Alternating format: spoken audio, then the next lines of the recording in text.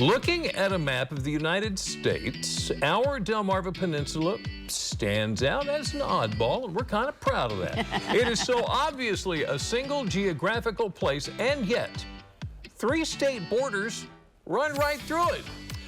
The topic has come up time and time again through the centuries, actually, usually accompanied by somebody suggesting it was time to change these boundaries. And those discussions never got very far, except on one occasion back in 1833, which is what Jim Duffy of Secrets of the Eastern Shore is here to tell us about this afternoon. Jim, thanks for being here. Good afternoon. How are you? Wonderful. Better now. Excellent. 1833. People have been talking about making Delmarva a state for a long time, haven't they? They have been talking about it for a long time. Now,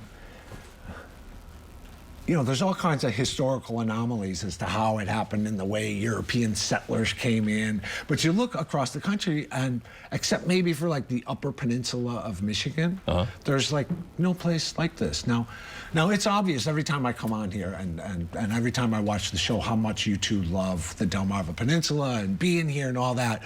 But just between us, you can confess that it's got to be an aggravation for you. Every time you go to do a topic, like if you're doing something about fishing, or you're doing something about crabbing, or you're doing something about COVID regulations, you got 3 different sets of rules in 3 different states. Yeah. And it takes you 10 minutes to get through it all, right? So you hate it, right? No, don't hate it. Putting words in our mouth. It's a challenge. It's a challenge. It's a challenge. It's a challenge. Yes. Well, they've been talking about it. So in 1833, the Delaware legislatures, both houses, passed a resolution that says, you know what? We think the Eastern Shore of Maryland should be part of Delaware. There was a little bit of pushback from Maryland, but not as much as you would have expected if it like happened today or something like that.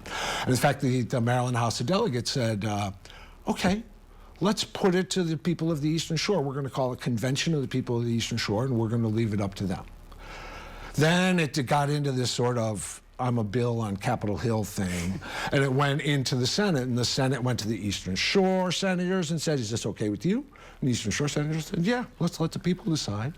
And then it went to a committee of the Senate, and this is where it kind of took a little turn. It lost by 1 little vote. 5-4 was the vote that in 1833 prevented oh my goodness. Maryland and Delaware, the Eastern Shore of Maryland and Delaware, from joining up. So how did Virginia react to this? I nosed around for that. I finally found my way to something by the late, great Virginia historian Kirk Mariner.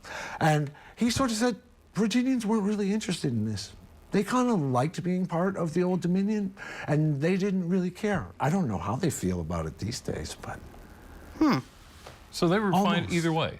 Yeah. Yeah. Or no, I'm sorry. They wanted to stay. They wanted to stay. Stay They wanted to stay being part of Virginia. Yeah, okay. They wanted to stay with that. So they weren't a part of this thing in 1833. So the next year, 1834, it comes up again.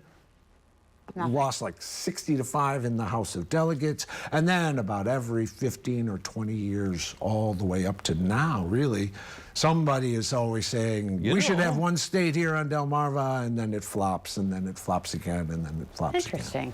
As always. As always.